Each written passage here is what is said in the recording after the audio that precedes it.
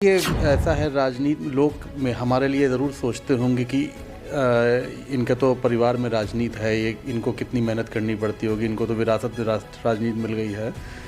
इसमें मुझे कहना है कि जो लोग जब अगर मैंने राजनीति अपने पिता से ली है तो हर पल हर घड़ी मुझे राजनीति में कंपेयर किया जाता है, और जिनको कंपेयर किया जाता है मुझे लगता है उनको और मेहनत करने की आवश्यकता होती है, क्योंकि उनको अपनी एक स्टैंडिंग बनानी पड़ती है और अपने आप को हर कदम पे प्रूव करना पड़ता है।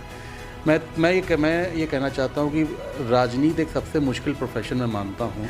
आज मैं आपको बता सकता हूँ कि माइनॉरिटी वोट भी बीजेपी के साथ जा रहा है, और ख़ास तौर से माइनॉरिटी में महिलाओं का वोट बीजेपी को मिल रहा है, क्योंकि जिन चीज़ों को उनके जो अधिकारों को आज अगर देने का काम किया है तो बीजेपी ने दिया है, भाजपा की केंद्र सरकार ने दिया है। अखिलेश का जो चैलेंज है उसको किस रूप में ले रहे हैं, क्या टिप्पणी है उस पर?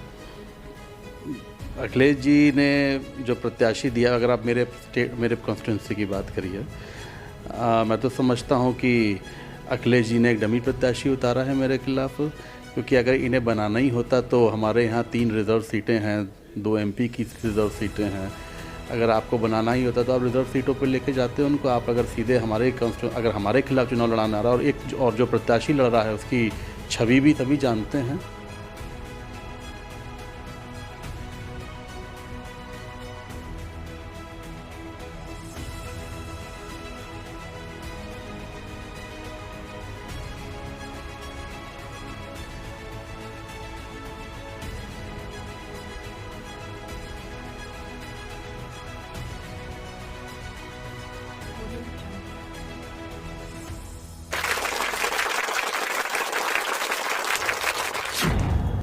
हरदोई जनपद की कोई भी राजनीतिक चर्चा नरेश अग्रवाल जी के परिवार को शामिल किए बगैर पूरी नहीं हो सकती है, क्योंकि इस जनपद में कई दशकों से उनके परिवार ने पारंपरिक रूप से राजनीति में एक बड़ा स्थान बनाया है, बड़ा सम्मान अर्जित किया है। इस परिवार में अब तीसरी पीढ़ी के लोग विधानसभा के सदस्य हैं, और हमारे साथ नरेश अग्रवाल जी के सुपुत्र नितिन अग्रवाल जी हैं, जो स्वयं 3 बार MLA रह चुके हैं और चौथी बार विधानसभा के चुनाव में कंटेस्ट कर रहे हैं हरदोई सदर की सीट से। नितिन जी, बहुत बहुत स्वागत है आपका द इंडियन ओपिनियन में। धन्यवाद, बहुत बहुत धन्यवाद। और नितिन जी, राजनीति में लकी मैन भी कहे जा सकते हैं। कैसे परिवार में आपका जन्म हुआ, जो परिवार राजनीति में, हरदोई की राजनीति में बहुत प्रतिष्ठित रहा? आपके बाबा, आपके पिताजी MLA रहे, मिनिस्टर हुए, सांसद हुए, और देश की राजनीति में, पूरे देश की राजनीति में एक नाम कमाया है इस परिवार ने। नितिन जी, इस बार का जो विधानसभा चुनाव है 2022 का, उसकी चर्चा हम आपसे करेंगे। सबसे पहले हम ये जानना चाहेंगे कि आपने जब राजनीति में प्रवेश किया, जब आप स्टूडेंट थे, तो स्टूडेंट के बाद सियासत में आने का फैसला स्वयं का फैसला था, या पिताजी के पदचिन्हों पर चलने की एक प्रेरणा कहीं से मिली, या पिताजी ने सुझाव दिया?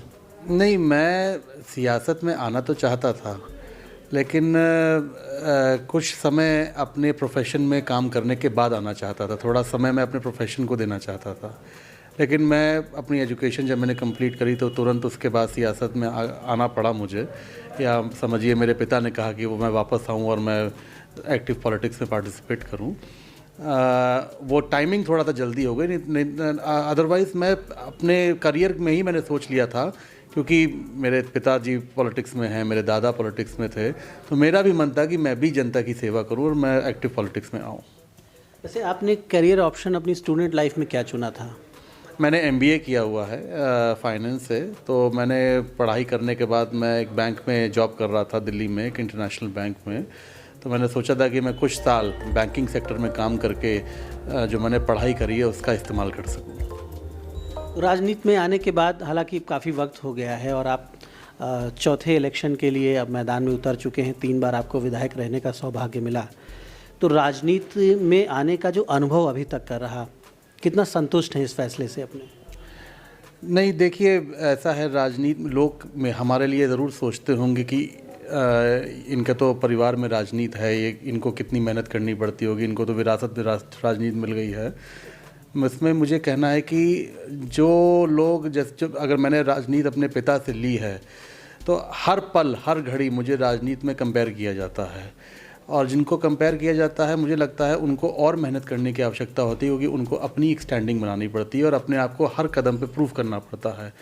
मैं ये कहना चाहता हूँ कि राजनीति एक सबसे मुश्किल प्रोफेशन में मानता हूँ, जिसमें हम जनता के बीच में हर समय जनता हमें कसौटी पे कसती है और हमें हर जगह अपनी परीक्षा देनी होती है। जनता को संतुष्ट करना पड़ता है, लोगों की जो भावनाएं हैं उसके अनुरूप हमें काम करना पड़ता है।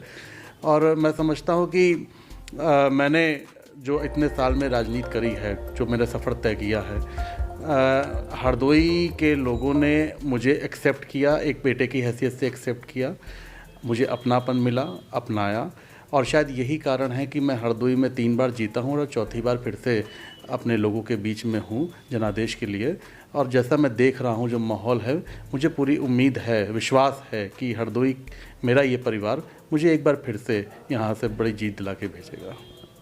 आपने बड़ी महत्वपूर्ण बात कही कि आप किसी बड़े पिता के पुत्र हैं, उतने भर से ही काम नहीं चलता है। अब युग बदल रहा है, लोग बदल रहे हैं और लोगों की अपेक्षाएं बहुत बढ़ चुकी हैं। जनता की अपेक्षा अपने जनप्रतिनिधियों से, अपने नेताओं से बहुत बढ़ चुकी है और लोग प्रतिदिन आपकी समीक्षा करते हैं, आपके व्यक्तित्व की, आपके कामों की। हरदोई जनपद में आपके बाबा, आपके पिताजी और आप एक बड़ी सियासी परंपरा को आगे बढ़ा रहे हैं। एक श्रृंखला बनी हुई है इस परिवार की, लगातार जनता का समर्थन, सहयोग, सम्मान मिल रहा है और जाहिर सी बात है आपने जनता के लिए बहुत से काम किए होंगे, इसलिए जनता आपको लगातार समर्थन दे रही है। इस जनपद को अगर आप, चुनाव का वक्त है, लोग जानना चाहते हैं और आपके प्रतिस्पर्धा में जो लोग हैं सामने वो भी पूछते होंगे, इस जनपद को कौन सी महत्वपूर्ण चीज़ें आपके परिवार से मिली हैं जिसके दम पर ये ज़िला विकसित हो रहा है, लोगों का जीवन स्तर बेहतर हो रहा है? देखिए, सबसे पहले तो जो हरदोई में इंडस्ट्रियलाइजेशन होने का काम शुरू हुआ वो 97 के बाद शुरू हुआ, जब मेरे पिता प्रदेश के ऊर्जा मंत्री थे और जब इलेक्ट्रिफिकेशन का इंफ्रास्ट्रक्चर यहाँ पे खड़ा हुआ, उसके बाद से इंडस्ट्रीज़ का आना यहाँ पे शुरू हुआ।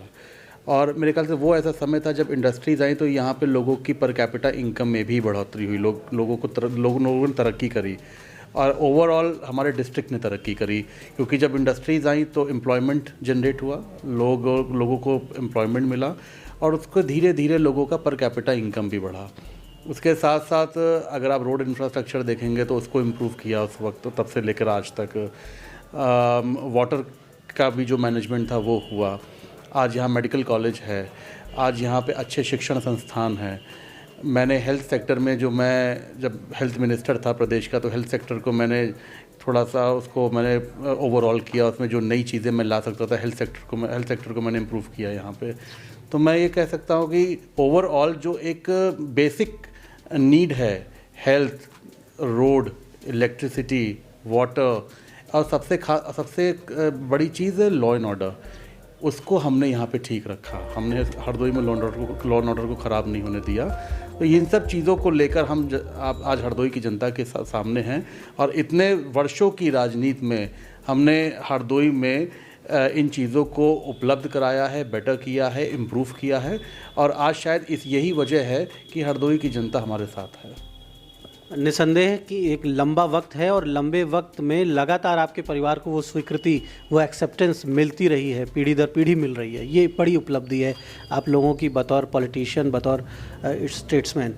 नितिन जी, हरदोई जनपद में निसंदेह आपका जो संडीला एक बड़ा इंडस्ट्रियल एरिया है और भी क्षेत्र में काम हुए हैं, सड़कों पर भी आप लोगों ने काम किया बतौर जनप्रतिनिधि, आपको जब भी अवसर मिला। आपका परिवार, कांग्रेस पार्टी की सियासत आपके यहाँ शुरुआत में हुई, कांग्रेस में भी आप लोग रहे, बीएसपी में भी रहे, समाजवादी में भी रहे और भारतीय जनता पार्टी के साथ आप वर्तमान में हैं। राजनीतिक अनुभव क्या रहा? किस दल को इतना बड़ा एक लंबा एक्सपीरियंस आपको लेने का अवसर मिला? और जाहिर सी बात है आप बीजेपी में हैं तो ये कहना होगा आपको, आप कहेंगे कि बीजेपी सर्वश्रेष्ठ है, फिर भी ये चुनाव का वक्त है।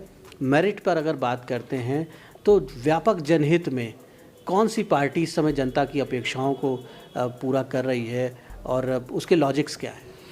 देखिए, हम लोग ने बहुत सरकारें देखी हैं, चाहे प्रदेश स्टेट में हो चाहे सेंट्रल में हो। आज मैं इसलिए ये नहीं कह रहा हूँ कि मैं बीजेपी से चुनाव लड़ रहा हूँ या मैं बीजेपी में हूँ। आज वाकई अगर आप सेंट्रल की गवर्नमेंट की वर्किंग देखिए, प्राइम मिनिस्टर की वर्किंग देखिए, आज उन्होंने जो काम किए हैं जनता के लिए, जो योजनाएं केंद्र सरकार की बनी हैं, उसका सीधा उसका जो लाभ है वो लाभार्थी के पास पहुंच रहा है। क्योंकि हम लोग ग्रामीण क्षेत्र में जाते हैं, देखते हैं, पूछते हैं तो वो 90% लोग बताते हैं कि हाँ, हमें केंद्र सरकार की इस योजना का लाभ मिल रहा है। मैं आपको एक आंकड़ा बताता हूँ। कांग्रेस की सरकार में जहाँ पे केवल खाते ग्रामीण क्षेत्र में लोगों के केवल 3 करोड़ खाते पूरे देश में बने थे, आज वही संख्या 60 करोड़ के करीब पहुँच गई है। 60 करोड़ खाते मतलब अगर लोगों के हैं तो अब उनका जो बेनिफिट है वो सीधे उनके खाते में जा रहा है, कोई बिचौलिया बीच में नहीं रहा है। उस कड़ी को उन्होंने केंद्र सरकार ने ख़त्म किया और सीधे जो केंद्र सरकार का पैसा नीचे आना चाहिए था वो सीधे लाभार्थी के पास पहुंच रहा है। ऐसी बहुत सारी योजनाएं हैं। आप प्रदेश की बात करिए, मैं प्रदेश में कहूँगा कि वैसे तो गवर्नमेंट समय समय पर अपनी उपलब्धियां बताती हैं, मीडिया के सामने रखती है। मेरे हिसाब से देखिए, रोड इंफ्रास्ट्रक्चर भी रोडें बनी, एक्सप्रेसवेज बन रहे हैं, मेडिकल कॉलेजेस खुले हैं, वो एक अलग इशू है। मेरे हिसाब से प्रदेश सरकार में सबसे बड़ी उपलब्धि अगर मैं मानूंगा प्रदेश सरकार की, माननीय योगी जी की, तो वो कानून व्यवस्था है, जो हमेशा एक चैलेंज रहा है उत्तर प्रदेश में, चाहे सपा की सरकार हो चाहे बसपा की सरकार हो। लेकिन बीजेपी की सरकार में जो उन्होंने वादा किया था कि हम भयमुक्त समाज देने का काम करेंगे, आज अगर आप आधी आबादी से जाके पूछिए, चाहे ग्रामीण क्षेत्र में पूछिए चाहे शहरी क्षेत्र में पूछिए, आपको बताएंगे कि अब अब क्राइम रेट भी कम हुआ है, क्रिमिनल्स को गवर्नमेंट ने उनके खिलाफ कार्रवाई करी है, सख्ती से कार्रवाई करी है और एक भयमुक्त समाज देने का काम बीजेपी ने किया है। मैं ये कह सकता हूँ कि इस वक्त चाहे सेंट्रल का काम हो या स्टेट का काम हो, मुझे लगता है राष्ट्रीय पार्टियों में और ओवरऑल देश के विकास के लिए बीजेपी से बेहतर और कोई दल नहीं है।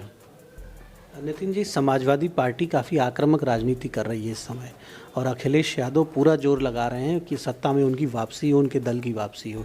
बीजेपी के बहुत से लोगों को उन्होंने तोड़ा है और बीजेपी के नेताओं के खिलाफ मजबूत प्रत्याशी भी दे रहे हैं। आपके खिलाफ भी कहा जा रहा है कि एक मजबूत कैंडिडेट उन्होंने यहाँ पर दिया है जो एमएलए रहे हैं कई बार।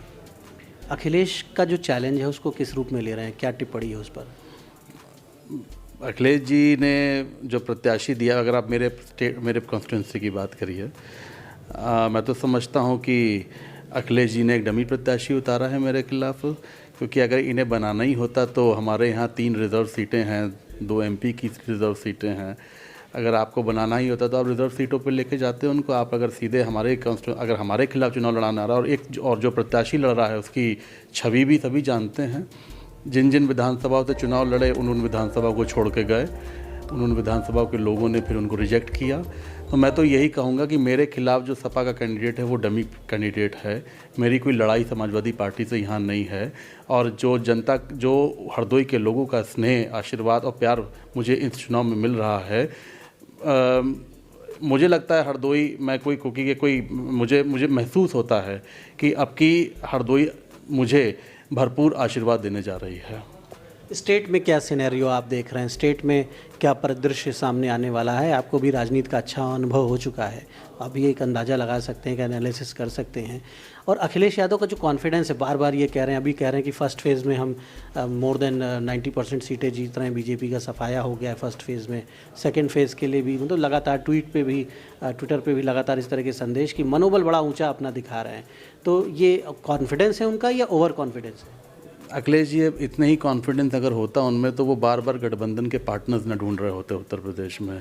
एक बार उन्होंने कांग्रेस के संग गठबंधन करके चुनाव लड़ा, फिर एक बार बहन जी के साथ गठबंधन करके चुनाव लड़ा, आज लोक दल के साथ गठबंधन करके चुनाव लड़ रहे हैं। उनके साथ और भी कई गठबंधन के पार्टनर्स हैं। तो मैं कहता हूँ कि अगर आप सपा समाजवादी पार्टी इतनी ही कॉन्फिडेंट होती कि उन्होंने उत्तर प्रदेश में काम किया था, उस काम की बदौलत आज वो जनता के बीच में जा रहे हैं, तो वो इतने गठबंधन करके चुनाव न लड़ रहे होते। मैं समझता हूँ कि उत्तर प्रदेश की जनता ने एक बार फिर से ये तय किया है कि उत्तर प्रदेश में भाजपा की पूर्ण बहुमत की सरकार बनाएंगे। अच्छा, जो माइनॉरिटी वोट्स हैं, समाजवादी पार्टी का एक दावा रहता है कि वो उत्तर प्रदेश में मुस्लिम वोटों के सबसे बड़े दावेदार हैं। इसकी हकीकत क्या है और क्या माइनॉरिटी को लीडरशिप ऑप्शंस नहीं मिल पा रहे हैं यूपी में? देखिए, यही समाजवादी पार्टी की रीति नीति रहती है कि हम कैसे डिवीज़न करें, हम कैसे डिवीज़न करके उसका फ़ायदा उठाएं। आज मैं आपको बता सकता हूं कि माइनॉरिटी वोट भी बीजेपी के साथ जा रहा है और ख़ास तौर से माइनॉरिटी में महिलाओं का वोट बीजेपी को मिल रहा है, क्योंकि जिन चीज़ों को उनके जो अधिकारों को आज अगर आप देने का काम किया है तो बीजेपी ने दिया है, भाजपा की केंद्र सरकार ने दिया है। अगर मैं अपनी व्यक्तिगत बात बताऊं, मेरे कॉन्स्टिट्यूंसी की अगर मैं बात बताऊं आपको, तो मुझे इस बार पूरा माइनॉरिटी वोट मिल रहा है, क्योंकि माइनॉरिटी देख रहा है कि अगर उनकी सुरक्षा कोई कर सकता है तो मैं कर सकता हूं, और व्यक्तिगत तौर पे वो मेरे संग जुड़ के मेरी कॉन्स्टिट्यूंसी में माइनॉरिटी वोट भरपूर मुझे मिल रहा है। तो नितिन जी, उत्तर प्रदेश का क्या सिनेरियो होने वाला है? बीजेपी कितनी सीटें लेकर आ रही है, क्या अनुभव? मैं तो ये कहूँगा 300 पार फिर से बीजेपी फिर अब की बार फिर से 300 से ऊपर सीटें जीत के आ रही है। तो नितिन जी के बेहतर भविष्य के लिए हमारी शुभकामनाएं। और आपने नितिन जी की बात सुनी विभिन्न मुद्दों पर, और एक मझे हुए राजनीतिक खिलाड़ी की तरह बोलते हैं। 3 बार एमएलए रह चुके हैं, युवा नेता तो हैं, लेकिन साथ ही साथ अनुभव में कोई कमी नहीं है। तो हम फिर उत्तर प्रदेश के राजनीतिक हालातों पर नज़र बनाए रखेंगे, और आगे फिर हम इस चुनाव में भी वक्त है और हम फिर नितिन जी के विचारों को आप तक पहुँचाएँगे। अलग अलग मुद्दों पर उनकी क्या राय है ये जानने की कोशिश आगे भी करते रहेंगे। धन्यवाद।